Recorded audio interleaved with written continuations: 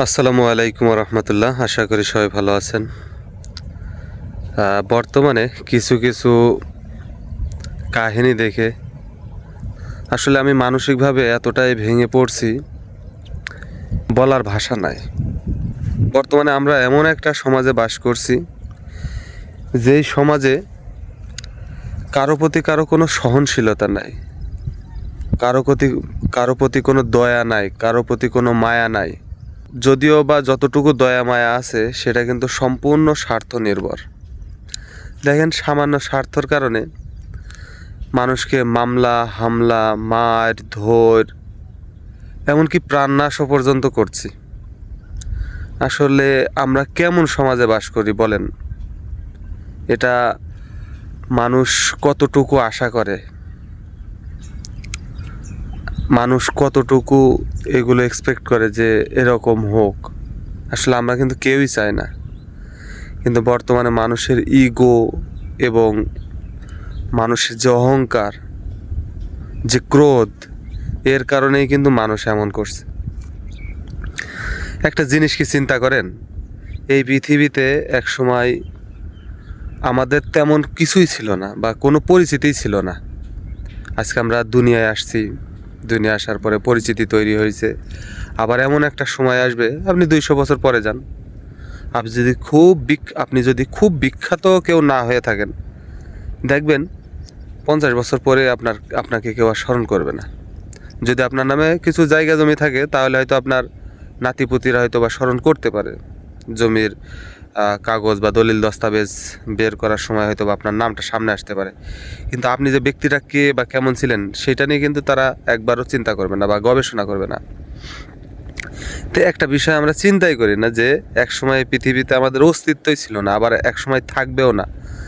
এরপরেও কিন্তু আমরা এই পৃথিবী নিয়ে এতটাই মাতামাতি, এতটাই লাফালাফি, মানে বলার ভাষা নাই। একটা জিনিস চিন্তা করে না যে আমি সকালবেলা আলহামদুলিল্লাহ বেরোইছি সুস্থভাবে, আমি 1 ঘন্টা পরে কোথায় থাকবো, কিভাবে থাকবো। ইভেন আমরা যখন রাত্রেবেলা ঘুমাই, একবার চিন্তা করেন, আমরা যখন ঘুমাই, গভীর ঘুমে চলে যাই, তখন কি আমাদের কোনো হুঁশ থাকে? কোনো হুঁশ থাকে না। আমরা কিন্তু মৃত, মানে কি বলবো, 90%ই মৃত হয়ে যায়। শুধু আমাদের শ্বাস প্রশ্বাসটা চলতে থাকে আল্লাহর কুদরতি রহমতে। তা আপনি এই জিনিসটা চিন্তা করেন, যদি আপনি ঘুমের ঘরেই আপনার যদি একটা স্ট্রোক হয়ে যায় বা আপনার হঠাৎ নিঃশ্বাসটা বন্ধ হয়ে যায়, এই চিন্তা কেউ করেন না।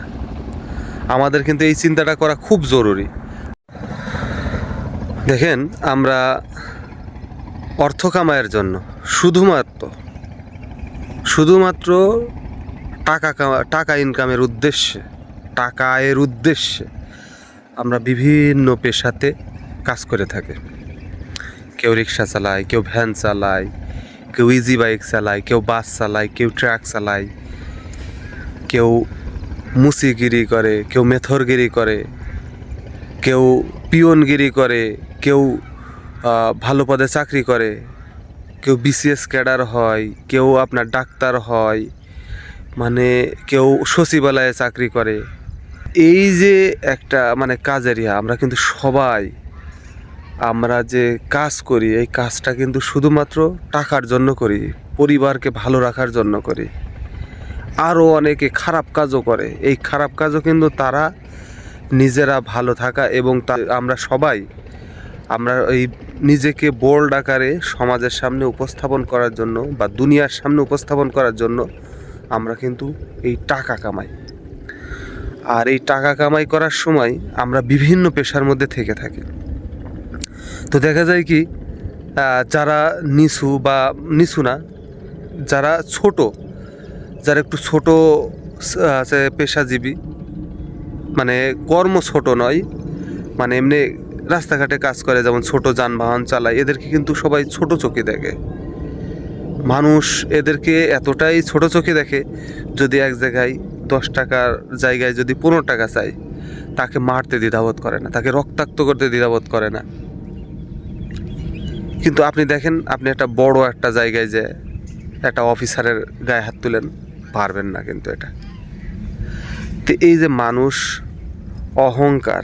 মনে করেন একটা মানুষের যেই টাকা হয়ে যায় তখন সে কি করে, সে নিজেকেই সব কিছু মনে করে, নিজেকে সর্বা মনে করে। আচ্ছা, আমাদের টাকা দরকার আছে, টাকা দরকার আছে, কিন্তু মনুষ্যত্ব বিকে কি টাকা ইনকামের দরকার আছে? আর সবচেয়ে বড় কথা, আপনার টাকা আলহামদুলিল্লাহ আল্লাহ পাক টাকা দিয়েছে, ভালো কথা, কোনো সমস্যা নেই, ওকে ফাইন। কিন্তু আপনার সামনে যে মানুষটা আছে তাকে কিন্তু সম্মান করা উচিত। আর আল্লাহ পাক কিন্তু এই টাকা পয়সা অর্থ সম্পদ এইগুলা দিয়েও কিন্তু বান্দাদেরকে পরীক্ষা করে থাকেন। তা আমাদেরকে কিন্তু এইগুলো চিন্তা করতে হবে যে একসময় আমাদের দুনিয়াতে কোনো অস্তিত্বই ছিল না, আবার একসময় থাকবে না। সুতরাং আমাকে আপনাকে প্রত্যেকটা পা ফেলতে হবে হিসাব করে। আমাদেরকে কিন্তু একটা জিনিস চিন্তা করতে হবে, আমাদেরকে কিন্তু একসময় আল্লাহর নিকট ফিরে যেতে হবে। সুতরাং আমাদের ওই মাইন্ড সেট আপটা থেকে বেরিয়ে আসতে হবে যে আমার আছে আমি সব না। ঠিক আছে, আলহামদুলিল্লাহ আল্লাহ পাক আমাকে এটা দিয়েছেন, শুক্রিয়া, আল্লাহ শুক্রিয়া। আপনি ওই আপনার অর্জিত অর্থ সম্পদের মাধ্যমে আপনি ভালো কাজ করেন, দেখবেন আপনি মানুষের হৃদয়ের মাঝে যুগ যুগ ধরে বেঁচে থাকবেন। হয়তো আপনি পৃথিবীতে থাকবেন না, কিন্তু আপনি কিন্তু রয়ে যাবেন। সুতরাং আমাদের জন্ম হোক যথাযথ, কর্ম হোক ভালো, এই যে একটা প্রবাদ আছে, এই প্রবাদটা কিন্তু মাথায় রাখতে হবে যে আমাদের সূচনা যাই হোক, আমাদের কর্মটা যেন ভালো হয়। আর আমাদের কর্মের পাশাপাশি আমাদের মানুষের প্রতি সহনশীলতা, ভালোবাসা, সম্মান এগুলো বজায় রাখা উচিত আমি মনে করি। কারণ কাউকে সম্মান দিলে সম্মান কিন্তু কমে না, কাউকে সম্মান দিলে সম্মান কিন্তু কমে না। সুতরাং আমি মনে করি মানুষকে সম্মান করাটা খুব জরুরি। সে যে পেশাই থাকুক না কেন, সে যে পেশাই থাকুক, ছোট পেশা বড় পেশা, যে পেশাই থাকুক, আমরা সবাইকে যদি সম্মান করি, দেখুন আপনি যদি একজন মুরব্বীকে যদি সম্মান করেন, আশা করি সেই মুরব্বী আপনার প্রতি অসদাচরণ করবে না, বা করতে গেলেও সে দ্বিধাবোধ করবে, সে কুণ্ঠাবোধ করবে যে আমি এই খারাপ আচরণ করব না। তো আমার এই কথাবার্তার মাঝে যদি কোনো ভুল ত্রুটি হয়ে থাকে অবশ্যই ক্ষমা সুন্দর দৃষ্টিতে দেখবেন। ভিডিওটি ধৈর্য সহকারে দেখার জন্য ধন্যবাদ সবাইকে। আসসালামু আলাইকুম রহমতুল্লাহ। সবাই দোয়া রাখবেন আমার জন্য।